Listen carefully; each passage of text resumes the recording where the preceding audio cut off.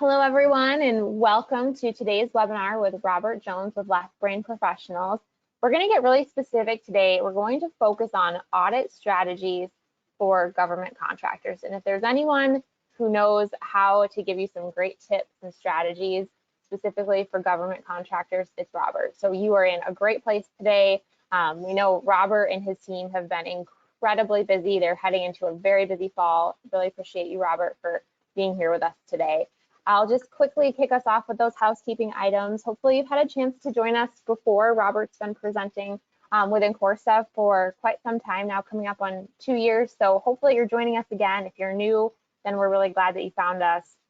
If you would like to participate in the webinar today, ask questions, share your feedback, we'd love to hear from you. You can utilize the GoToWebinar questions box to do that. Let us know where you're joining from, and maybe also let us know if you were to go on a road trip, where would you want to go? We're going to go ahead and just go through a few other quick items. You can download the handouts from today's presentation right from the GoToWebinar control panel. You can respond to the polling questions that will pop up on your screen. We're going to launch 7 poll questions. That means that this is an hour-and-a-half webinar. You'll want to respond to at least 6 of those 7 questions in order to earn CPE credit, and you can access your CPE certificate from your Incurred dashboard an hour after the program concludes. After the webinar, email us at support@incurred.com if you have any questions. Well, moving on to our next slide, as I mentioned, Robert Jones is a government contract and accounting expert. He's the founder of Left Brain Professionals. He has been working so hard serving government contractors with his background as a master's in accountancy. He's held business management, compliance, and operations roles. He's been a controller. He's managed defense contracts. He is a really incredible instructor and speaker. So if you've had a chance to join us, you know you're in the right place. And if this is your first time here, then you're really in for a treat. You get a really great chance to talk here with an expert. So Robert, thank you. I'll turn things over to you and you can take it away. All right, good morning and thank you, Liz. And yes, if you just give you a quick preview, Liz and I were chatting before. I'm thinking about taking a month sabbatical, hopping in an RV and driving around the US. So if you've got the must-see, and don't tell me the big places, tell me some, off the beaten path, hidden gem that maybe I should check out somewhere along the way, and you drop those in the comments somewhere and I'll pick them up from Liz later. Again, my name is Robert Jones. Thank you for joining us this morning. Glad that you're here to learn a little bit about audit issues or audit strategies for government contractors. Excuse me. My firm, Left Brain Professionals, we're a boutique accounting firm in that we work only with government contractors. I tell people that we live, eat, and breathe the FAR, DFARs, CAS, all of that fun stuff on a daily basis. This is what we do. Practice primarily accounting system design, implementation, audit support. That means that we do a lot of work helping clients prepare for and pass the SF 1408 survey for accounting system adequacy. Do a lot of work with indirect rates, strategic pricing, and the topic here today of audits. So we don't actually perform any audits ourselves, and there's a couple of reasons for that. One is my CPA friends out there, recognize that in order to perform the audit, you have to have independence. And we do not have independence with our clients because we're helping them design and implement and do other stuff. So part of that not performing audits for us is actually by design. We'd rather do what I call the behind the scenes, under the hood kind of work and leave the actual audit to somebody else. That said, we do a lot of audit prep work, right? So we help clients prepare for audits. We do perform mock audits with our clients. We have clients who call and say, hey, we've got this audit going on. Can you help us through the process? Can you be on site? Can you hold our hand, right, and get us through this time? And for some companies, it can be a very difficult process. And the other thing that I do want to say, while today's topic is around audit strategies for government contractors, and we're certainly going to talk about some unique government contract audits and things, again, that are unique to government contractors, but the general strategies and a lot of the stuff that I'm going to talk about today really apply to all kinds of audits. They apply to pretty much every kind of compliance program out there. And in fact, in addition to helping our clients, go through DCAA and DCMA type of audits, we also help clients through financial reviews and audits, because again, it's the same, for us, it's the same data set, right? We're still looking at their financial data, but again, it's the same or very similar concepts of navigating audits. Our learning objectives for today at the end of our time together, you should be able to talk about the 3 phases of an audit in the way that I describe it. List common audits for government contractors, walk away with some tools and tips for managing an audit, and preparing for audit success. We've got some great ideas for you. So with that, Liz, if you'll kick off our first polling question, please. Absolutely. This first polling question is, how many audits have you been subject to? So you can go ahead and let us know. And we're seeing some fun ideas for traveling. So Ryan suggests Alaska. He says he'd like to visit Alaska. And Maya reminded me of a place I've heard of, but I had actually forgotten because I've never visited it, is Kansas has the Garden of Eden. She mentioned also concrete sculpture, and then there's a truck henge outside of Topeka, Kansas. So I'm kind of curious about what that might be. Marty says Maine, New Hampshire, and Vermont are great to wander around in the late summer, early fall to see the foliage. And I grew up in northern New Hampshire, so I can totally second that. It's a beautiful place to be in the fall. We'll close the polling question down. Thanks everyone, first of all, for sharing your favorite little spot. We have folks with us, over almost 40% of you, who have been through more than 6 audits, so that's a good number. And then we have close to 40% of you who have kind of in that like 1 through 6. It looks like almost a quarter of you haven't been through an audit yet. So thanks for just giving us a little bit of insight there and taking that poll. And we'll send it back over to you, Robert.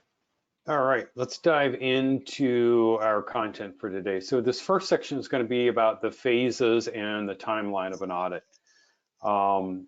This is, and I picked this up somewhere. I wish I could remember who to give this credit to. Maybe they stole it from somebody else. I don't know. I talk about audits in 3 phases, and those of you who've been around with us on these webinars before have probably heard me say this. But the 3 phases of an audit, the first is say what you do, and that's having the written policies and procedures. And I really can't stress that part enough.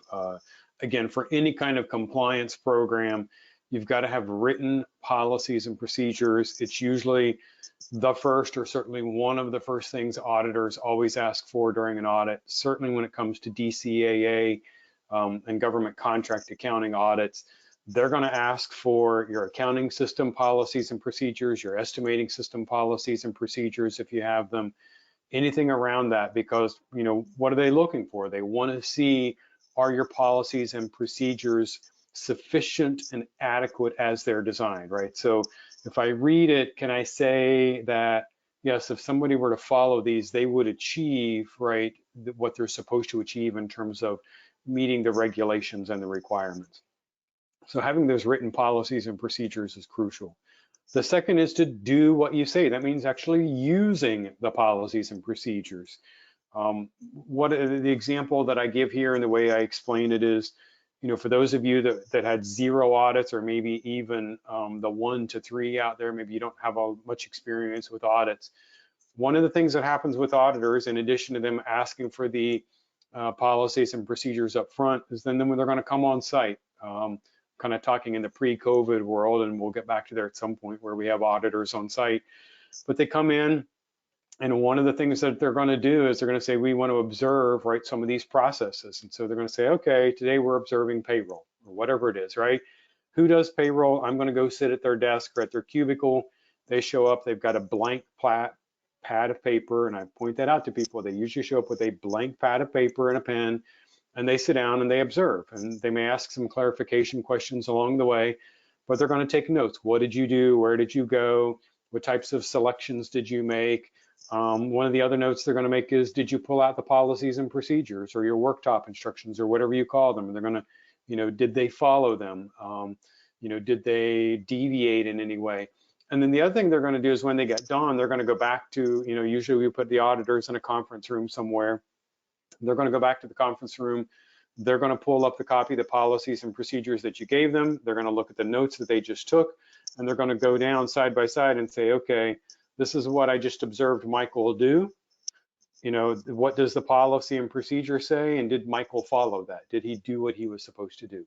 That's one of the areas that, you know, where we see clients fail. One, either they don't have written policies and procedures, which is a common issue we run into with most of our small business clients. Then there may be, again, even if they have some written policies and procedures, there may be adequacy issues in how they're designed. The other where we see people kind of fail is that they don't follow them, right? They don't actually bring them off the shelf and utilize them when they're doing stuff. And then the third major step, or the third phase, I should say, of an audit is having evidence to prove it. And so that means that when I do transactional analysis and I look at your historical records, receipts, and reports, it should be evident and clear to me that you did follow those policies and procedures, right? That I'm going to see the appropriate documentation, whatever that might be, that aligns with those policies and procedures. All right, let's talk a little bit about the timeline of an audit.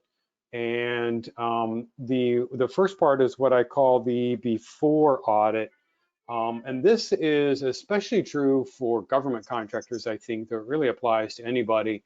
That is getting ready, right? In the government contracting space, you are going to be audited.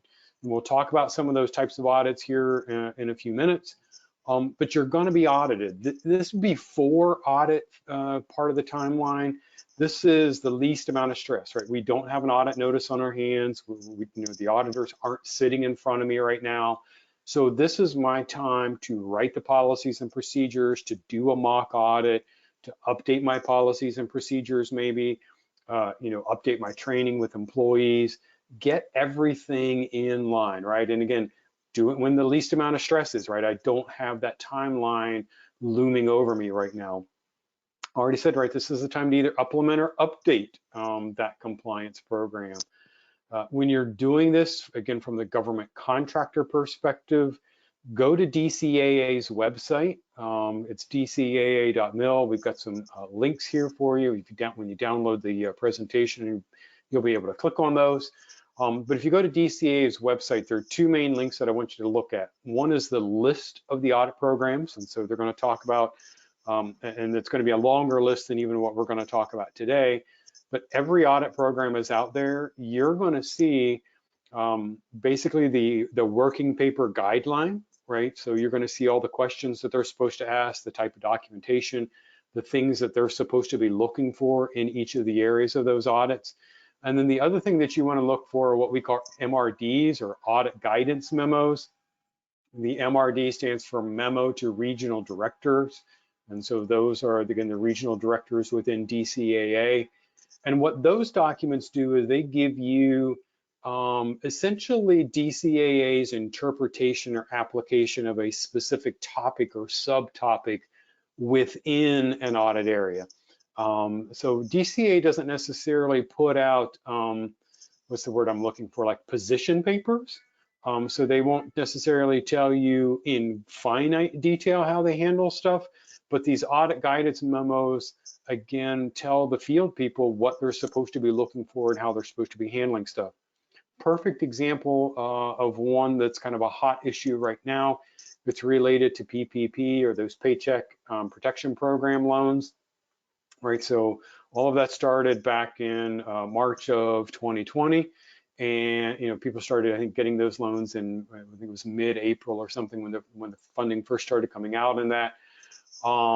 It took DCAA a little while, but in December of 2020, they put out guidance and said, this is how we are handling the PPP forgiveness. And in particular, and I've got another quick story that ties to this. In particular, what they said is you can take, and you have to take the credits and account for them in your indirect rates as a government contractor. But you can only do that in the year in which forgiveness is actually received.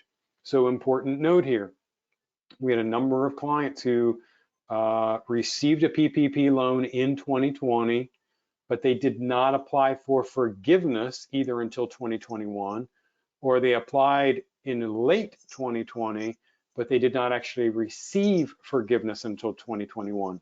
And that's really important for calendar year taxpayers, but the same concept, or calendar year, I shouldn't say taxpayer, but a calendar year fiscal year, but the same concept applies even if you have an adjusted fiscal year.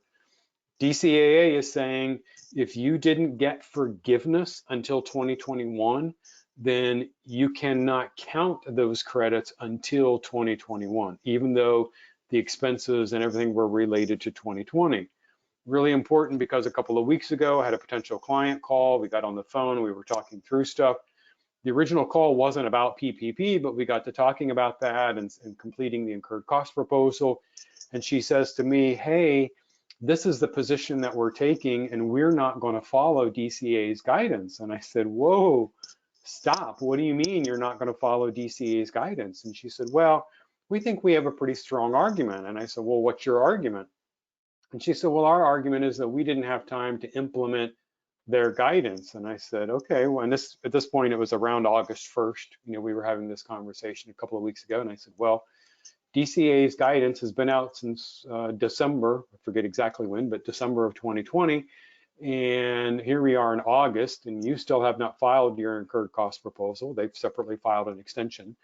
And I said, you haven't filed. And I said, I think that you're going to have an uphill battle with DCAA, because they have specifically said, this is what we're doing. And I can tell you, when DCAA does put something in writing like that, getting them to act any differently, like, you're going to have an extremely compelling argument, and making an argument saying 7 months wasn't enough time for you to implement those changes, and is not an argument that DCAA is going to buy.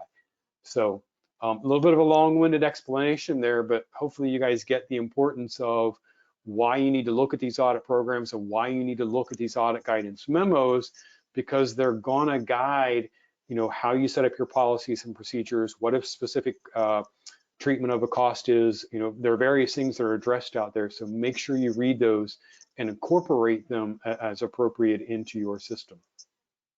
All right, continuing on in the timeline of an audit, just a quick recap. We were talking about the pre-audit a moment ago, right? The before audit phase.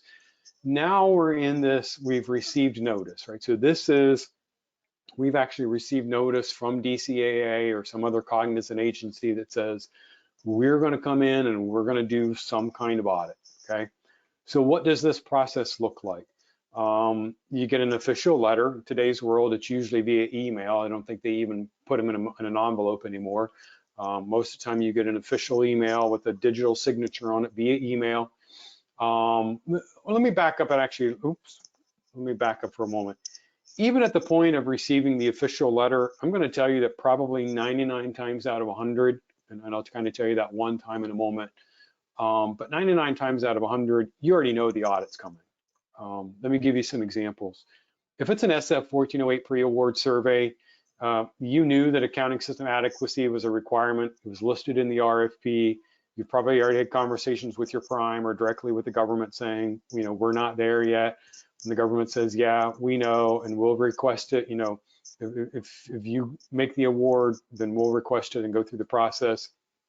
So even when you get the official letter and notice, you probably already know that it's coming. Now I know the exact date, right? So you get the letter, you'll probably get a separate follow-up phone call where they just want to say, hey, I want to make sure you received it. Do you have any initial questions? And one of the things that they're going to want to do is talk about an initial data call, probably have a preliminary, I wouldn't say the official entrance conference, but kind of have a preliminary call to kind of talk through the data that they're asking for. They want to start talking about the schedule. One of the things there in terms of schedule, what I tell people, and I think I've got it on a slide here coming up, is usually you have about 30 to 60 days. I think maybe, yep, here it is. You usually have about 30 to 60 days until the auditors plan to be there. And they're usually pretty amenable, to adjusting that schedule, right? They recognize people have pre-planned, they've got pre-planned vacations. So in addition to my idea for a sabbatical and an RV, we actually just planned a trip to Italy last night. So the last week of September, we're headed off to Rome and Venice for 9 days. So if one of our clients, had a potential audit and they wanted us involved and said, hey, you've got to be involved in this, and it happened to be during that time, I'm not super concerned because we're going to get on the phone and say, hey, the client wants us involved. I'm out of the country during this time. Can we do it the week before? Can we do it a week later? Right, and usually, right, the auditors are pretty amenable to those types of things. Let me back up though, because I jumped over and I skipped this bullet. Really, really important here. Call a professional. Well, I'd love to say pick up the phone and call Robert. Would love to have you do that. Call a professional. And notice a little theme here in the next part of this. It's got to be a GovCon accountant, a GovCon attorney, and or a GovCon consultant, right? It's got to be somebody who understands government contracts. Nothing against my CPA friends out there who practice tax and who do other audits and other kinds of things, but if you're a firm that's on here, get somebody involved, whatever the relationship is, get somebody involved who understands government contracts. And in fact, we've got a number of relationships with some other firms out there who don't practice government contracts, right? They do other stuff and they say, hey, we need somebody else that's part of this. And those relationships that we have are with other accounting firms, with legal firms. We've got some great relationships with legal firms that they practice government contracts, but again, they're attorneys, they're not accountants, right? And there are times where attorneys and accountants quite often work together on certain issues. And again, I just want to stress you need somebody who understands government contracts, who understands audits, and particularly the type of audit that you're going through. That's the other thing that you want to know is you want to make sure you know exactly what the audit is, because you're whatever professional you call is going to ask that question, but also so that you can go back to DCA's website, right? A couple of slides ago, I said, hey, go to DCA's website, look at the audit programs. Well, if you go out there, you're going to see this really long list of stuff. So you need to know exactly which audit they're coming in to perform, because that's going to guide, right, the information that you need to pull together in order to make this work. The other item, once we've got a notice of an audit, is we need to prep our team. We need to let them know what the timeline is, what type of audit it is, who's involved, who's going to be the point of contact. And we'll talk about some of those audit strategies a little later in the presentation as well. So we've had the pre-audit kind of world or step that I talked about. We just talked about we've received the audit notice. Now my part in the timeline here is the entrance conference, right? This means the auditors, again, in the pre-COVID world are on site, and even in the, if they're doing it remotely, you're still going to have some type of entrance conference, right? We're going to get everybody on the phone or in the same room. It's usually the first day of field work. We introduce all the parties. We talk about the roles and responsibilities. We set up the objectives, right? We talk about what the specific audit is, what they're looking for. You're usually going to review the data call, right? They're going to confirm what they've received, what's open, and talk about the schedule, right? That's going to be another important thing. Some types of audits or reviews could be as short as a day or two. Some can be a couple of weeks long, right? We know, for example, in the government contracting space, that the CPSR or the contractor purchasing system review is usually 2 weeks of field work. That's pretty standard. Many of you that participate in financial audits, a couple of weeks for a financial audit is not uncommon, sometimes longer if it's a larger organization. So we set out that schedule. We talk about, and not just in terms of the day, but also the hours of the day. So here's an important thing. When you're working with government auditors, and there'll be some exceptions to this, but your government employees are typically used to working like 8 to 4:30, and that's kind of their time. Now you have some individual auditors who might adjust that schedule a little bit, and certainly they're willing to adjust within reason to what your work hours might be in your organization.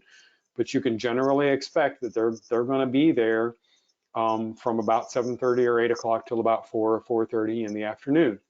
And that sounds like normal business hours, but what if you have flexible hours, right? What if you have employees who typically come in at 9 or 10 a.m., but maybe they work until 6 or 7 p.m. in the evening or whatever the case may be? Well, we need to know that, right? We may need to adjust employee schedules. We may need to make adjustment in the expectations of auditors. Hey, I've got a key employee. This is their schedule. You need to know that if you're coming in at 8 o'clock, they don't come in until 10 or whatever the case may be. Have a single point of contact, somebody who is responsible for, I would say, kind of generally managing the audit. Again, this is where sometimes we've had clients come in and say, hey, we'd like you to be our audit manager. We want you as the point of contact. They'll have us there, or again, could be somebody inside the organization, but you have one point of contact. All data requests, all questions, everything goes through that person. Part of what they're doing and what we're talking about here in terms of the insurance conference, we're going to talk about what the communication methods are, right? Are we emailing information? Do we have a Dropbox or, some place that, that we're putting files? Are we giving auditors access to the accounting system, right? Sometimes that happens, is that we'll create read-only logins and, and give auditors direct access to stuff. We want to make sure that everybody knows where that location of data and files is. And let me back up for a moment here. This point of contact, we want to make sure that they're also logging all of these requests and tracking that.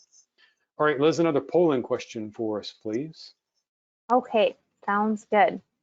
Polling question number 2. What are the 3 phases of an audit? We'll give everyone a little bit of time here to respond. If you have any questions at all about anything that has been covered so far, please feel free to drop those questions in the questions box.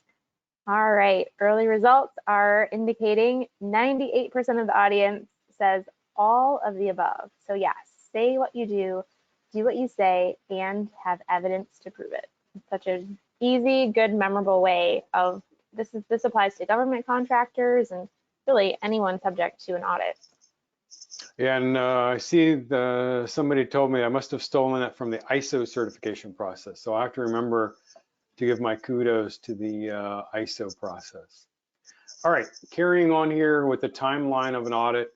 So we just talked about the entrance conference. Now let's talk about the field work and the daily briefs.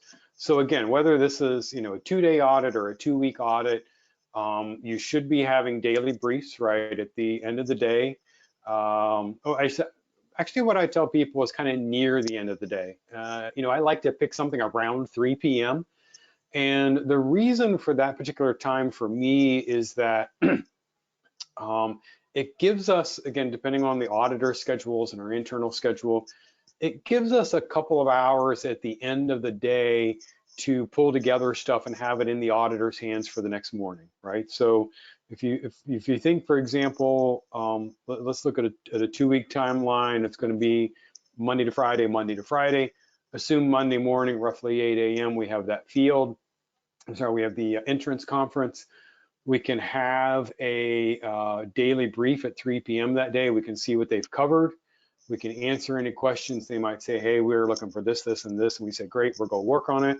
We'll have it in the Dropbox or, wherever, however we're communicating that to them. It'll be, there for you tomorrow morning. And then they come in tomorrow morning, they work tomorrow afternoon. We do the same thing. We kind of answer open questions. We address those items. One of the other things that's going to come out of your daily briefs is you're going to be able to tell by the questions that they're asking and the information that they're looking for. They're either going to tell you or they're certainly going to give you hints of, hey, we're seeing, we're kind of seeing this on a regular basis. They're giving you a hint of, some findings that they may be stumbling across, or certainly some recommendations. They're going to kind of tell you what the overall audit progress is. Are we on track? And again, you're going to clarify any open items. You want to make sure that you're responsive to the auditors. And there's a couple of reasons for that. One is we want to maintain a good relationship with the auditors, but we want to get them in and get them out, right? I mean, so my auditor friends out there, you guys know this. When we know the auditors are coming, it's like, hello, welcome. Okay, what's the adage about visitors and 3-day-old fish or something, right? It begins to stink, right? So we want to get the auditors out the door so we can get back to our normal routine, right? And so we want to be able to give them the information that they need. And we don't want them waiting on us. Again, that's one of the things that's always going to be reviewing those open items. And it's okay, right? There are some times where an auditor is going to come ask a question. They're going to ask for a piece of data. They're going to ask for a report. And you're going to say, okay, let us go back and work on it. And you go to look and you realize, hey, running this query, developing this report, whatever it is, man, you know, we thought we were going to be able to do it in an hour. We've gone to IT, we're digging into it, and we're discovering, you know, it's not as clean and easy as we think. That's okay. Go back to the auditors and let them know, right? Don't just let it hang out there. Say, hey, you know, we're working with IT, we're trying to do this, whatever it is. But make sure that we're reviewing those open items and that, you know, the auditors are not waiting on us for an important piece of information. Then we have the exit conference. So, right, kind of similar to the entrance conference was at the beginning, the exit conference is the last day of field work. Keep in mind, you know, for those of you who are new to the audit process here, I'm talking about field work, right? We have some pre-field work things that happen. We have the field work, right? That's kind of what I call the bulk of the audit. And then there's always some post-field work, right? The auditors are going to go back to their office. They're going to finish compiling their notes. They're going to finish reviewing data. You know, there may have been an open item, right? We're waiting on the answer to a question. We're waiting on an updated report or something like that that we're going to send as soon as we get it. They're going to finalize their stuff, you know, and then the audit is going to close out some weeks later. And it depends a little bit on the type of audit when that's going to occur. The exit conference, they're going to review findings and give you some insight to the report. Now, I have seen on occasion where they will have a draft report available during the exit conference. Not always. I mean, I see it occasionally. At the very least, again, you should know what to be expecting in the report at that point, right? You've been through all the daily briefings. You can tell by the questions that they're asking. They're going to tell you, hey, we're constantly seeing this issue, right? And so you're going to know, hey, we've obviously got a problem. That's going to show up in our report. Could be a recommendation, could be a finding, right? And they should be able to kind of let you know where they think that's going to fall. I have seen times where the auditors have said, you know what, we're not really sure what level, it's a problem. We've identified the problem. We're just not sure what level it is. We're going to go back and talk to our supervisors in the office and work through this and decide how we want to handle it. Your exit conference, again, you should be finalizing those open items. Ideally, you have 0 open items by the time you get to the exit conference. And that means that you've given the auditors all the reports, all the data, you've answered all the questions. You know, again, occasionally I've seen an issue where we're trying to, you know, do some other data extract or something, but hopefully we've closed out all of the open items so that the auditors can go back and finalize their work. All right, now we get to the point, and again, this could be, you know, a couple of weeks later, the auditors say, okay, here's the draft report. And the same when you get to the exit conference and when you get to the draft report, there should be no surprises for you, right? Because you've been there, you've been participating. You shouldn't see any recommendations or any findings that come as a shock or a surprise to you. The draft report is an opportunity for you to clarify data and observations.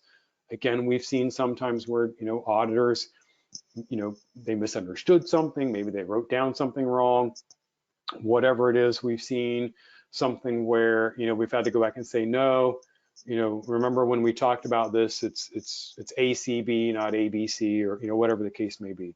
But it is an opportunity to clarify data and observations. You're not going to change any recommendations or findings at this point. This is a clarification kind of thing. Then you're going to get the final report, right? And it's just as it sounds. This is the final report. You've been participating in the process, and now here's where you are. I'm going to pause for a moment because I've got a little story to tell that really ties together these last couple of slides, particularly the participating in the daily briefs, the exit conference, and this reporting process. So I had an attorney contact us probably 3 years ago now, and they had a client who had recently been through a DCAA incurred cost audit. It was a multi-year audit, meaning that DCAA had reviewed multiple years of the incurred cost proposal. In this case, I think it was 2 years, as I recall. I think I remember reading through two audit reports from DCAA. And the basic story was that obviously the good thing was that the client had involved their attorney. The bad thing was that they were in a situation that they had a significant number of findings that resulted in about $500,000 worth of disallowed costs. It was a pretty significant number for an otherwise relatively small organization. Now, again, the $500,000 in findings was across a couple of years, but still, I mean, you know, on average, that's $250,000 or more a year in disallowed costs. They were looking for somebody who could specifically help them from the accounting side to negotiate with DCA and get this resolved. And I said, great, let me read it, let me look at it and give you some feedback, and we'll go from there. So they shared the audit reports, I'm reading through it, and what I discovered were some interesting facts. So let's talk about the findings first. So the findings were around a couple of things. One of them was around, some of the issues were around specifically unallowable costs. And if you don't know what that is and what that involves, we've had a separate webinar. You can contact Liz and her team, and I think they can point you to that kind of stuff. But it was around unallowable costs, and they had, and I'm not thinking they were necessarily trying to defraud the government, but you know, it happens that people inadvertently have unallowable costs included. They misunderstand, they treat them incorrectly, whatever the case is. But there were some unallowable costs that were included, and so DCA disallowed those. The other large bucket dollar-wise of the findings was around unsupported costs. And this is going to apply if you're going through an IRS audit. It's going to apply if you're going through a DCA audit. You need to have detailed receipts that back up your claimed cost, right? So that means you actually need to have, for example, from a restaurant, you need the detailed restaurant receipt, not just the credit card receipt that says $100 with your signature and a $10 tip. It needs to be, you know, steak, burger, whatever, right? It's got to have that detailed list. Same thing with any other kind of receipts for any expense. It cannot be just the credit card receipt. It cannot be a credit card statement. Those are not detailed receipts. It needs to be the actual receipt. It can't be a statement, right? So if you're getting a statement from one of your vendors, that again doesn't apply. It's got to be, you know, an invoice or a detailed receipt. Important to note, because here's what happened. This client did not have that stuff. And so, you know, DCA, as they were going through, and this was an audit, so there was a lot of transactional analysis. They're digging in and they're constantly finding, hey, there's a bunch of missing, you know, stuff here. The client could not support those costs, so DCAA disallowed them. One of the couple other interesting things in the audit report, and the auditors did note this in writing in the final report, was that the client had been combative with the auditors during the daily briefings, and then also the client refused to participate in the exit conference.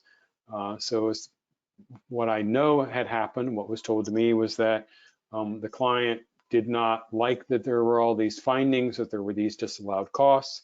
And again, I'm not here to tell you that you have to like the auditor or you have to like the finding. I'm not saying that you necessarily have to agree with the report, but you know, if you need to participate in the process, right? So again, this audit report said that the client was combative during the daily briefings. They eventually stopped attending the daily briefings, and they outright refused to participate in the exit conference. And the auditors noted, we held an exit conference, we were in the room, the client was notified, the client refused. You know, we waited, whatever it was, we waited 30 minutes or something, the client refused to show up, so we ended the exit conference and left. Okay, that is not the kind of stuff you want in your audit report. right? That's not going to go over well during any kind of negotiations, right? So the client wanted me to go negotiate with DCAA and try to negotiate this down. And I said, well, we've got a couple of problems. First of all, the specific unallowable costs that they've called out, those are clearly unallowable. It's identified in the FAR. There's really nothing to, right? I mean, you did something wrong and you did it wrong, right? And I can't undo that. And there's nothing that we can really negotiate with DCAA. The other is that you have a bunch of unsupported costs. So unless you guys actually have receipts that support this, then again, there's nothing I can do. You don't have a receipt to support the cost. DCAA says there's nothing we can do about that, right? So that's, you know, and of the, I think it was somewhere around $550,000 total. And as I recall, there was about $50,000 when I went through the summary of stuff. I think there was about $50,000 worth of stuff that I said, I think we could probably negotiate on this 50,000, but the other 500,000, right? There's not much we're going to really be able to do. And then again, the other thing that was going to be difficult was the fact that the client was combative and failed to participate, right? So if I'm going to go negotiate with DCAA, it's hard for me to do that when you were not respectful to the auditors and you didn't participate in the process. Again, a little bit of a long-winded story, but really pertinent, and I hope that helps you understand what the audit process is, how and why you need to be involved in the audit. All right, carrying on with our timeline, and this is actually sometimes where we get the phone calls, right? So, and it was kind of the case with this, you know, the story that I just told you. Clients will go through the audit, they'll get the report, there's findings in there of some sort, and now there needs to be remediation. And so they call us up and say, hey, Robert, you know, we've got this problem. We need somebody to help us come fix this problem. And I had a conversation yesterday with an attorney, and we were joking about, he said one of his first classes in law school, the professor comes in like the first day and says, repeat after me, I wish you had called me sooner, right? And that's often, you know, what we hear from attorneys, and certainly oftentimes what I say to clients, you know, in these situations, I wish you had called me sooner because there's more we could have done. You know, if you had called me back in that pre-audit phase, you're a government contractor, you're going to be audited, you need to get this stuff in place, call a professional during that process and get everything ready. Don't wait until the audit notification or until remediation time, right? That's too late to have a meaningful impact. Now, during the remediation, let's talk about what those things are. So sometimes you will find during the audit, there'll be an insignificant, I want to say an error, but you know, maybe there'll be, hey, this report could be better labeled, or you know, this item isn't clear, or something like that. And so sometimes the auditors will let you make minor corrections to something during the audit, and they won't mark it as a finding, they won't mark it as a recommendation. They'll just kind of let you correct it and move forward. And again, it's going to be something that certainly doesn't have a material impact. It's not systemic in nature. You know, it's clear that somebody's not trying to, you know, commit fraud or something. They'll let you potentially fix those kinds of things. And it can be something around, you know, clarifying observations and recommendations. Again, we've seen like nomenclature type of stuff, reporting types of things. There might be minor items that they'll let you correct before the final report. And what I mean here is that they'll still include the item in the final report, but they will acknowledge in the final report that the item has been resolved. Again, this is going to be something otherwise minor in nature, and it's also going to be minor in terms of, you know, it's an easy fix for the organization, right? And again, this could be, in the case of like a policy or procedure, it could be rewording a policy or procedure to be more correct or more accurate.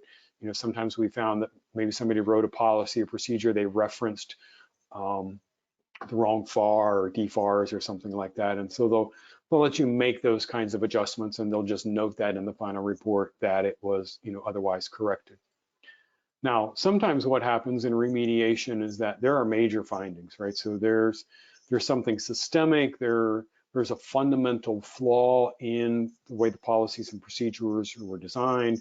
There's some type of fundamental flaw or error in the internal controls and how The policy and procedure was implemented in the accounting software as an example.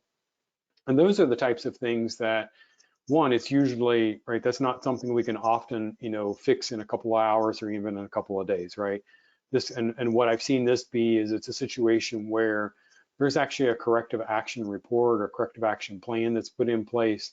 They're complex issues that typically involve updating the policies and procedures, sometimes drafting, new reports or reconfiguring reports, providing employee training, right? Because now we're making a fundamental change to the policies and procedures, not just a, this is not an administrative correction. This is, we're making some kind of fundamental change, and that means I need now to train all of my employees on it. And again, you can obviously see that when we start talking about this scope of work, it's not something that we're going to complete, before the auditors, before field work is complete or before the final report is finalized.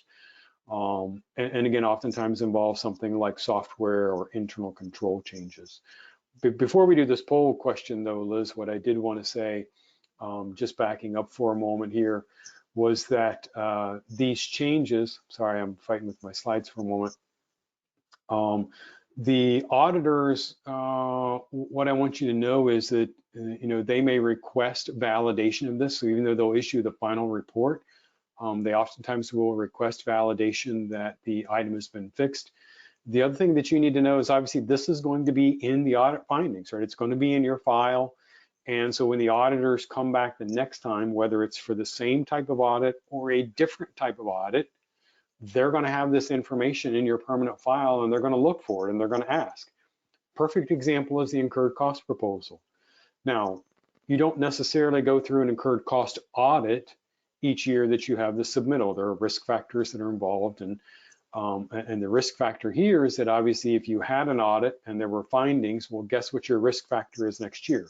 Your risk factor is higher, right? They found issues. So even though, they think you're making those changes, or maybe you said you made the changes, that risk is still high. And so it's very likely they're going to come back in and they're going to do an audit next year on the incurred cost proposal. Well, what do you think some of the things are that they're going to look for? They're going to look to see, did you actually implement the changes that you said you implemented, right? They're going to see, are they in the updated policies and procedures? When they observe people doing it, they're going to see, are they doing it the correct way? And they're going to look at those, reports, receipts, and records from the past year and say, in that, looking at all of that, can I see evidence that you actually did what you were supposed to do? The other thing is that even if it's not an incurred cost audit, as a government contractor, you will go through different types of audits. The auditors are going to come in, they're going to pull that permanent file, and they're going to say, hey, last year on their incurred cost audit, they had these 3 findings, right? When we come in here and we do a post-award accounting system audit, or we do a proposal audit, we're going to look to see, were these things rectified, right? And are they handled correctly in this related data set for this other audit? All right, Liz, if you'll do that polling question, please. All right, that sounds great. So we'll launch this third polling question. The question is, true or false? The draft report is the last opportunity to clarify data and observations. While we're waiting for the responses to come in, we have a question from Ryan. Ryan's wondering, do you have a guess at how many states follow the DCAA? I'm curious what he means by that. How many states follow DCAA? I'm not sure. So maybe reframing that a little bit would be, so who exactly is required to comply with DCAA? If you could refresh us there, and then do states have like each their very own standards, or is there kind of like a governing body of standards for state governments that they use, similar to how defense contractors use DCAA? Got it. For some reason I had state tax in my brain, and I was like, well, that doesn't make Oh any yeah, sure. Great question, and it's kind of a mixed bag answer. So as a firm, what I will tell you is that we only practice federal contracts, and the reason for that is the rules and regulations at the state and local level do vary, right? And from state to state. Now, certainly you'll see, a lot of similarities, but there are definitely, a lot of nuances and things that are different from state to state. Prime example of this are state level DOT, Department of Transportation contracts. So your state level DOTs get money from the federal DOTs, right, through a contract or grant. And they have those, federal rules and regulations that are in that federal contract or grant between the federal DOT and the state DOT. Well, you would think that if all the states are having to follow those same rules, that they would flow down the same rules then when they issue contracts to contractors at the state level. Now, there's some truth in that, and there's certainly a lot of things that flow down, and we typically see things like, for example, FAR 31, which is cost allowability and cost principles, are typically very similar, but there are nuances from state to state, and even states that happen to follow AASHTO, and I apologize, I forget all of what, it's AASHTO, and I forget what it all stands for, but it's the Association of State Highway Transportation Organization or something. Even though you've got many states who have signed on to follow the AASHTO guidelines, even within that group, there are still nuances. So I would say a lot of the principles are similar, but there are definitely some nuances out there. Great, well, thanks I think that was exactly what Ryan was looking for, and that's helpful. We're going to close, the poll question actually is closed. We're going to take a quick look. So 63% of the audience responded true, that it's the last opportunity. How did we do? So my answer to this, and maybe somebody else has got I'm curious, we've got a 37% of people who seem to disagree. Again, this is my experience, is that the draft report is your last opportunity to clarify data and observations, right? Again, as I said, you're not going to get them to change their mind in terms of a recommendation or a finding, but this is, hey, there's an administrative clerical kind of thing, that's wrong here. This is your opportunity to fix it, right? Because once it's in the final report, right, it's final. Makes sense, absolutely. All right, so let's get back to our content here.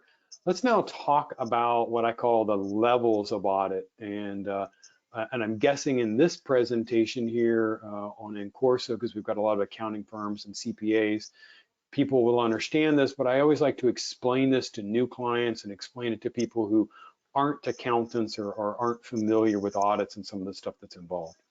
So for example, as a firm, everything that we do here at Left Brain Professionals, we do under the AICPA Statement on Standards for Consulting Services. As I said earlier, and there's a specific reason why, we don't perform any audits, we don't do any attestation ourselves, so everything that we do is under the consulting standards. So for example, if we do a mock audit for somebody, we're going to pull down DCA's audit guides, we're going to ask the same questions, we're going to look for the same types of things. But obviously we're not performing an audit. I don't have to do all the statistical analysis and the audit planning and all of those kinds of things because I'm not opining, right? I'm not giving an opinion on the outcome of this. I'm evaluating this on behalf of my client and trying to give them guidance. We do that under the consulting standards because, and this is the other thing that I try to relate to clients, is also how this not only is it what we're doing and not doing, but also how that translates into a price, right? So if I'm not doing an audit and I'm not opining and I don't have to do the transactional analysis, I don't have to do statistical analysis, I don't have to do audit planning, that's a lot of work I don't have to do, which means I don't have to bill my client for that. So for me to do a mock audit of a lot of things, it's fewer hours involved, which means the price, right, is lower, and that kind of makes sense. And we make sure that the client understands, what it is that we're doing and what we're not doing in that situation. Independence is not required. Again, I'm not doing an audit. I'm doing what we call, a compliance evaluation is the terminology that we typically use for stuff. There's no assurance, right, that's involved in this. We're simply saying we've evaluated it and it appears to be in compliance to the framework that was given to us. This many times, not always, this is oftentimes an acceptable form of a third-party evaluation in some instances. Perfect example is that SF 1408 survey, which is the pre-award accounting system survey for a prospective auditor. That's the accounting system adequacy for government contractors. If you are doing work with DoD, NASA, and some other agencies, and particularly somebody who's going to bring in DCAA to perform that, they will not accept a letter from a third-party CPA, audit or otherwise. They don't care.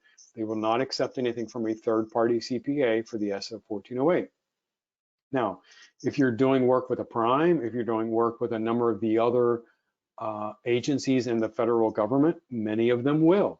And the RFPs and the other information will state that. So you want to make sure, will they accept a third-party evaluation or will they not? Again, your primes oftentimes will do it because they cannot request DCAA to go in and do these things. So oftentimes they will accept what a third party does. Just make sure that you know, and again, this is always a question, it's an education aspect for our clients, but it's also asking and trying to clarify. People use the term audit kind of interchangeably. I'm guilty of that at times, but I try to be very clear, right? When somebody asks for an audit, what are they really asking for? Because a lot of times what they're looking for is they just want a third party to come in and do some type of oversight, some type of evaluation, right, and get some kind of report out of it. So make sure that you know what somebody is looking for. In terms of financial statements, right, we can do a compilation. It's the least amount of work when we go up my little ladder of stuff here. Again, independence for compilation is not required, and we're not providing any assurance on it. Right, so as a firm, if one of our clients came to us and said, "Hey, can you do a compilation for us?" Yes, we can do a compilation.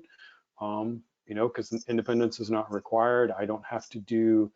I don't have to have a bunch of other stuff in place. Now, if a client says, "Hey, we'd like to do, we need a review," well, wait a minute. All of a sudden, things are changing, right? Now, a review is less than an audit, but more than a compilation. One of the things that sets a review apart from a compilation is that independence is required, and a review does provide limited assurance, right? So something that's a little bit different than obviously a consulting engagement or a compilation. And then there are times where we need an actual audit, right? And so an audit is, I define this as the most amount of work. Independence is required. It's the highest level of assurance. It's also going to be the most expensive, right? So if we go back and we look at, is it a consulting engagement? Is it a compilation? Is it a review? Is it an audit? Well, as we're going up that ladder, right, there's more work that's involved, right? Because again, going from a compilation to a review, there's a limited amount of assurance, which means there's additional work that I need to do. Additional work translates into more dollars.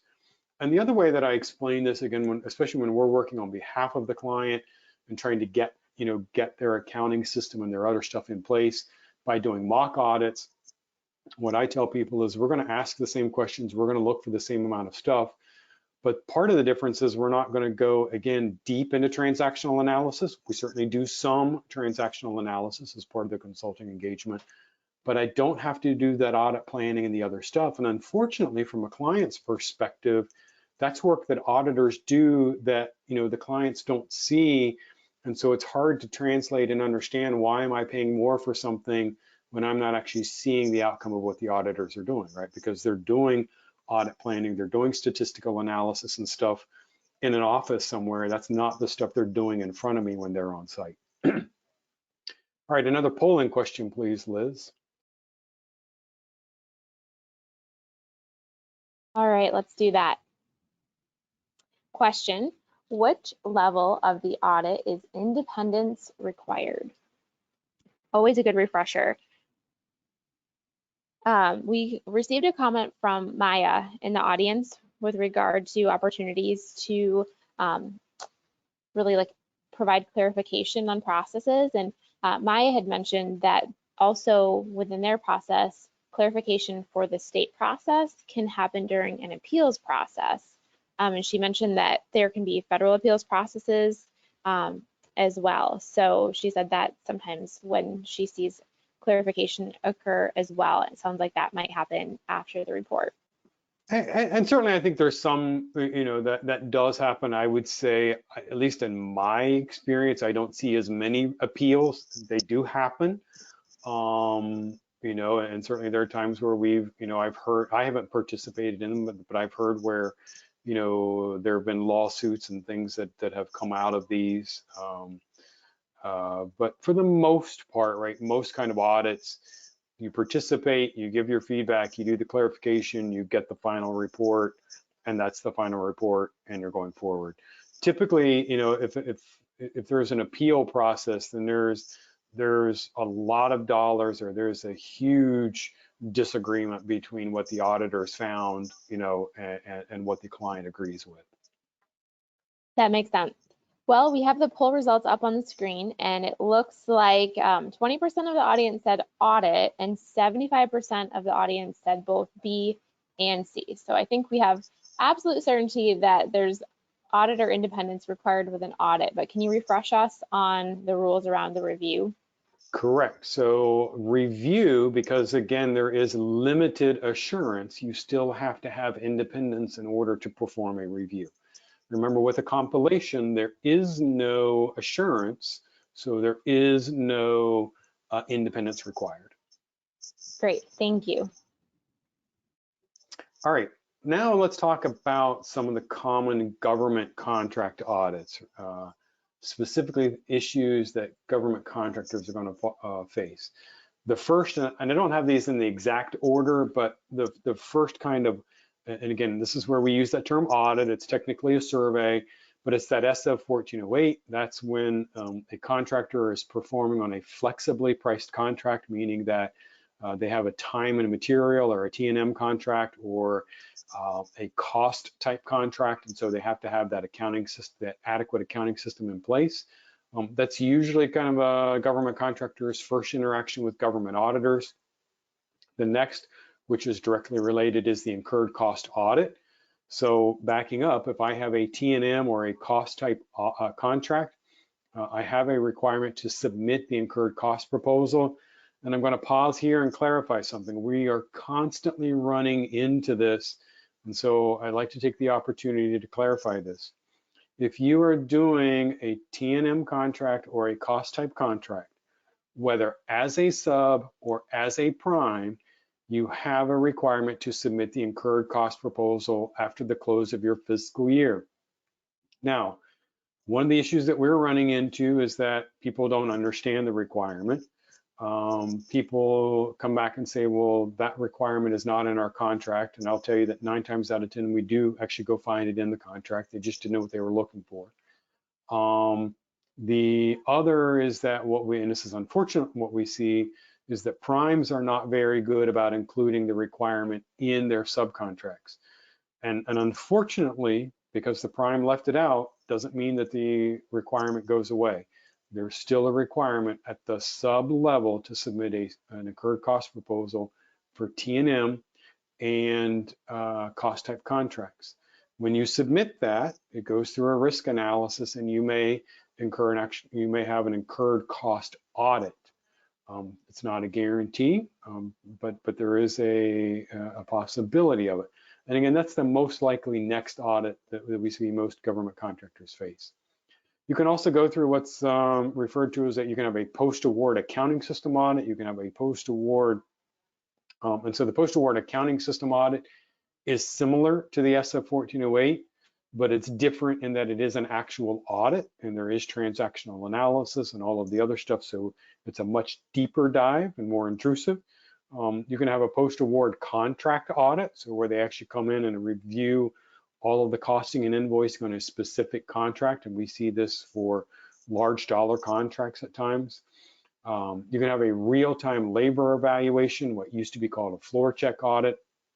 Remember when I said early on that 99 times out of 100, you're going to know about the audit before it happens? This is that one time, and with some exception, this is that one time when you won't know about the audit until it occurs. Your notice is when DCAA is knocking on the front door or talking to the receptionist and saying, we need to talk to the CEO, CFO, whoever the appropriate person is, right? The accounting manager. We're DCAA and we're here to perform an audit. And I've seen that happen. This is where they're coming in. They're evaluating your timekeeping policies and procedures. They're going to interview employees. They're going to look at timesheets to make sure that employees are filling out timesheets correctly and that they're up to date. Now, for those of you who have experience or maybe work for one of the major contractors out there, many of them have DCAA and DCMA auditors who live on site, right? That's where their job is located. In those situations, you know, floor check audits are a common thing. They're part of kind of everyday life in that environment. Excuse me. For small business contractors, for small business contractors, we typically see, not always, but we typically see if somebody is going through a real-time labor evaluation that one of two things has happened. Somebody has filed a False Claims Act or otherwise whistleblower. They've made a claim to the government that there's something shady going on. And so one of the first things that the government will do is they'll do a floor check audit. It's a surprise audit and it's a way to come in and get some visibility to stuff. The other time that we see these happen, somewhat related, is a contractor will go through another type of audit and they'll have some significant issues in that audit. And so DCAA will say, hey, this is a high risk organization or a higher risk organization. We're going to do one of these unannounced, you know, real-time labor evaluations and come in. Now, in the world of COVID, we had a client who recently went through one of these. In that case, there was notice because of the whole COVID and people working from home and visitors and all of that kind of stuff. But I imagine as things wind down with COVID, we'll be back to a situation where those are more of the unannounced flavor. The contractor purchasing system review. Now, let me pause here before I actually do that. These first 4 bullets on here, there's no dollar threshold. You could, in theory, have a $100,000 cost type contract from the government. We typically don't see them that low, but you could, in theory, have a $100,000 cost type contract for the government, and you have to have an accounting system adequacy. But there's no actual dollar threshold that you trip over for any of these specific audits. When we start talking about the CPSR, there's a $50 million threshold. When we talk about estimating system, and I should know this, it's either 25 million or 50 million, and I have to go back and look at that. But that's where we do start to see dollar values that come into play in the evaluation. EVMS, there has to be a very specific requirement that's involved. Now, property management system, we're back to no dollar threshold. This is going to come into play, though, if you're buying or maintaining material on property or material on behalf of the government. So they want to make sure that you're tracking it, that you're treating it as government owned, that it's not being commingled with internal material or property, it's not being commingled on other projects. There are very specific requirements around this. But again, there's no dollar threshold. Where I've seen this come into play as well is if you manufacture an item, right, a physical product, and particularly if you take that product back for repairs, upgrade, maintenance, right? So it's still government-owned property, but now it's in your possession in your facility for that repair, maintenance, upgrade. The government wants to make sure that it's tagged and tracked appropriately. Post-award accounting system, again, I kind of mentioned that earlier. You can have price proposals audits. So this is, and again, we see this for large dollar value. We've got a couple of clients right now that we're helping them on the cost and price aspect of their proposals. These are pretty sizable contracts. The one contract is going to be about $50 million a year for a 10-year contract. So we got a $500 million value contract. So we pretty much know, and this is a CMS contract, we expect that, you know, they're either going to send in their own auditors or DCAA to do a price proposal audit on this particular situation. All right, Liz, a polling question, please. All right, sounds good. Moving on, this is our 5th polling question. Which is not a common government contract audit?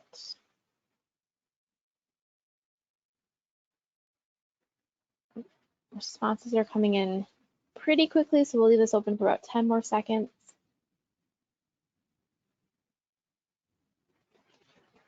We'll get it closed down. Results here definitely are trending toward a particular answer, but are a little bit more dispersed. So we'll close the poll down. And it looks like just over half the audience responded remediation. And the rest of us had different responses, with a second response receiving the highest votes at estimating system. So the correct answer is C, Charlie, right? Remediation is kind of part of the audit process, but it's not a specific government contract audit. An estimating system, there is a government contract audit for estimating systems. So the correct answer here again is C, Charlie, for remediation. All right, continuing on in our content here, let's talk about audit best practices. And I kind of mentioned some of this earlier, but prepare before the notice of an audit, right? I've said this, I'm going to say it again. As a government contractor, you will be audited. It's a matter of when, not if. And over your lifetime as a government contractor, you will have multiple audits, right? You saw that list, and the list that I gave you was a somewhat abbreviated list. I kind of hit the most common ones. But you know, the more contracts that you do, the dollar values, when you start tripping over some of those thresholds, you can see that there will be more audits. But before the notice of the audit, again, develop that compliance program, perform a mock audit, have somebody like me come in and kind of put you through the process, right, and make sure that you're ready. Hire a professional. I said this earlier. Make sure that you're getting somebody with GovCon experience. I really just can't stress that part enough. And I'm not saying that you have to fire or ditch, you know, your current accountant or your current attorney. They're doing other work for you. As I said, like, we don't do any tax work. We don't do any attestation work ourselves.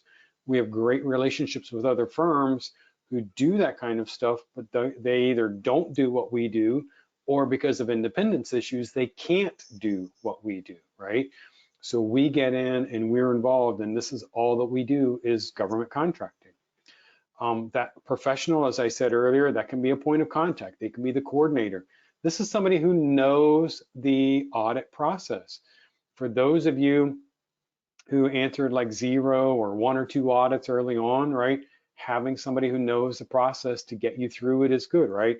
If you're going to go, you know, on it, like we're going to Italy now, I'll tell you, you know, we're the types that we go out and kind of explore on our own, right? There's nothing necessarily wrong with that, but I'm sure at times we miss out on something. I'm sure at times we've probably spent more money on something because we didn't know, right, an inside secret, right? That's why a lot of people, when they do like big international trips, they go with tours or they sign up for tour group things when they get there because, right, maybe they get group discounts or they know that somebody's going to take them somewhere and show them what they're supposed to see. So it's not that kind of, you know, that same kind of process here. They can also keep the auditors in check.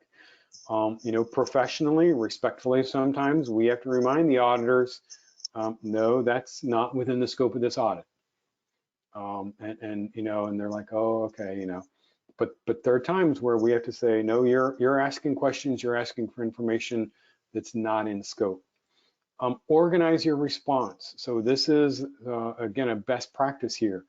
Log those data requests and questions. Have an Excel file or something where you put the date, the time, who requested it, specifically what the question is or what the data item is that they're looking for. It needs to be assigned responsibility, right? Who's responsible for answering the question or providing the data? And then again, put down specific date, time, who sent it, put a copy of, you know, either put a copy of the answer there, or, you know, if it was a file or something, have one place where you're keeping all of these files, put the file name, put a link to the specific file, have a very methodic process so that you know we've answered everything. Because some audits, right, if they're lasting 2 weeks, right, there's a lot of questions, something can get lost in the shuffle, somebody may get emailed something, didn't realize they get it, and right, we see these things happen. And that's why, like, you're going through that daily brief, somebody says, hey, I asked you for this yesterday, you didn't send it. I pull up my log and I say, nope, as a matter of fact, here it is, right? This is where we put it, this is the answer we gave you. Take notes, right? When you go into these daily briefings, take notes every single day for every item that they bring up. Again, prep your team, make sure they know who the point of contact is. Make sure that everything is running through that person. If an auditor asks an individual something, it needs to be routed back to the point of contact. Make sure, again, your team understands the expectations, whether in terms of schedules, hours worked, making sure they understand, auditors are almost always the #1 first priority in day-to-day life, right? When the audit's going on, we need to answer the auditors. We need to get them out of our hair. Yes, you're busy. Yes, you still got to run payroll. Yes, you guys still do AP or something else. But right now, auditors take priority. Okay, we got to satisfy them. Coach your team on the proper types of responses, right? We generally tell people, and you get this from the legal world, only answer the question that was asked and only provide the data or information that was requested. If you're doing a data pull and you're extracting data, you're putting it in a report, you're putting it in Excel, don't sit there and think, oh, well, they probably would like to have this other piece of information. Let me go ahead and include it. No, no, no, don't do that, because too often what we've seen is you give them a piece of data, it's confusing, it's misleading. They see stuff, now they start asking questions about that. They find discrepancies in that data. Now they're going down a whole other rabbit hole that they never had to go down. Now, I'm not saying be deceitful or anything like that. I'm just saying answer the question that was asked, provide the data that was given. Now, if they come back and they ask more questions, if they ask for more data, that's fine. But we're dealing with the issue at hand, okay? Really, really important. I said this earlier with my story, participate in the audit. That means participating in the exit and the exit conferences, participate in the daily briefings, remediate the issues, show the auditors, send follow-up and say, hey, here's exactly what we did, here's how we resolved it. Now, when they come in next year, they're going to say, hey, we saw you had these findings, show us that you resolved it. They're going to ask for verification again, but as soon as you get it done, we recommend notifying the auditor. Here's what we fixed, here's how we fixed it. All right, Liz, another. All right, Robert, right when you mentioned the polling question, I lost your audio. Hopefully you can still hear me, but we'll go ahead and get this next polling question launched. And the question is, which is part of prepping your team? So while we are waiting for the responses to come in, Robert, let's just do a quick audio check. Yep, I can hear you if you can hear me. Oh, good. I can hear you too. Perfect. Oh, all right. This one is definitely winning all of the above. Set those expectations, go through those daily briefings, and talk about remediation. Let's go ahead and close that poll down. 80% of the audience said all of the above. And that is correct, right? So making sure that your team understands, right, what's involved, that they're going to be, set the expectations for them, that they're involved in the daily briefings, and that, they're going to be part of the remediation, right? Your team is going to be helping to write policies, procedures, implement, internal control changes, whatever those things are, and participating in training, right? That training, and maybe that's something I should kind of add to this content, almost always, something that I see come out of almost any kind of audit for any kind of compliance program, there's almost always some type of additional training, refresher training, something that comes out. So, all right, we've got now some time for Q&A. So what types of questions do we have in the queue here, Liz? All right, so this is a perfect opportunity for anyone in the audience to ask some more questions. We've talked about so far Brian's question, we talked about Maya's comment, her question. So let's go ahead. Did you want to launch that final polling question? Sure, let me scroll back to that. And while we're launching the polling question, if anyone has questions on this, let us know. So here's the final poll. How do you feel about your knowledge of audits, especially now that we've gone through the webinar today? So looks like most of you say that you understand and could get through it. And thinking back to the responses to that first polling question, Many of you have been through at least one or more audits, most of you, I think. So that's good. Let's leave this open for another moment, and then we'll get into a couple Q&A questions. All right, so we'll close this down. Share those results. Over 70% of you are in that I think I understand and I could get through it. Almost 25% of you consider yourselves pros at this. And if you are in that unsure, I could use some assistance or would like more help preparing for an audit, then hopefully now you know that you can contact Robert and his team, and they definitely can help. So let's do a couple of questions and then we'll bring it home. So Colt is wondering, what is the process the government uses to select GovCon to audit? So how does the government, like who's conducting these audits and how is that being selected? So it varies. Again, if you're doing work with the Department of Defense, with NASA, with NSA, you can almost bank on the fact that DCAA is going to be the agency to perform these audits. Now, some audits, and there's a little bit of, I don't know what the word is I'm looking for. People don't always agree in what DCMA does. So DCAA is a Defense Contract Audit Agency. DCMA is a Defense Contract Management Agency. DCMA does perform audits. There's some disagreement about whether they really are audits or whether they should be the ones performing them, but you will see both of them. If you're working with some of the other federal agencies, CMS and some of the others out there, sometimes they outsource that to DCAA. Many of them have their own auditors. Part of it depends on overall backlog, right? And what's going on in the auditor availability. Some of them will allow third-party CPAs to come in and actually perform audits. And when I say audit, I mean an actual audit, and they'll accept the audit report from a third-party CPA.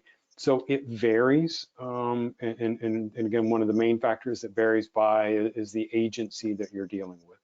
Yeah, that's helpful. And then kind of the flip side of that question is, how is the government selecting who they're going to audit?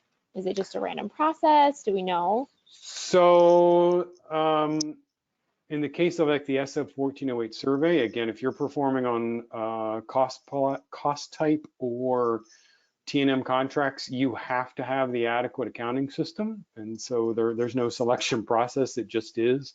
When it comes time for the incurred cost audit, that is a risk analysis. There's 3 tiers that go in. Part of that is a dollar value risk that's included. Part of that are previous findings on other incurred cost submissions or incurred cost audits, and then the other is audit, findings from other types of audits, right? So again, for example, let's say you went through a post-award accounting system audit and there were findings, and then you had an incurred cost submission after that. I wouldn't guarantee, but it's very likely, very high, that your next incurred cost submission would result in an audit because of that. Awesome. Well, thanks so much for adding some color to that. That was a really good topic. Well, how can we connect with you? So, you can find us on social media, but really one of the important things is our email address there, support@leftbrainpro.com. Whether it's a question about audits, a question about government contract accounting. Oftentimes, you get back to your desk a day later, a week later, something comes up, please don't hesitate. Shoot us an email, and happy to answer questions and help you out the best that we can. So again, Awesome. support@leftbrainpro.com. Perfect. Thank you so much, Robert. This was a really good webinar. Really good to see the audience's questions and some feedback as well. We would love to let the audience know that Robert has 3 programs on InCourse's self-study library. So if you're interested in on-demand courses and you want to go a little deeper with the topic of government contract accounting, you can learn about indirect cost proposals, and go right to Robert's CPE courses that you can access at your own on your own schedule. So that's something that's available as additional resources. Pertaining to this webinar, when you close the GoToWebinar control panel, you will be able to take a course survey. We always enjoy reading the course feedback and taking that into consideration for future programs. You'll be able to access the recording from today's program from your Incorsa dashboard this evening. For those who qualified for CPE, you'll be able to access your CPE certificate within 1 hour.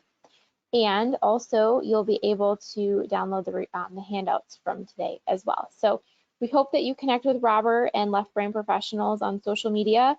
You also can connect with Incorsa on social media as well. So we would love for you to give us a like and a follow.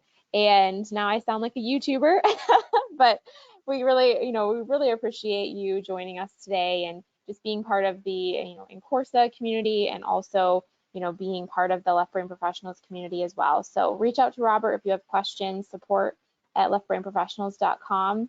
We will look forward to staying in touch and staying connected with you all and with Robert. That ends the program for today, but I know that we'll be talking with you again soon. So take care.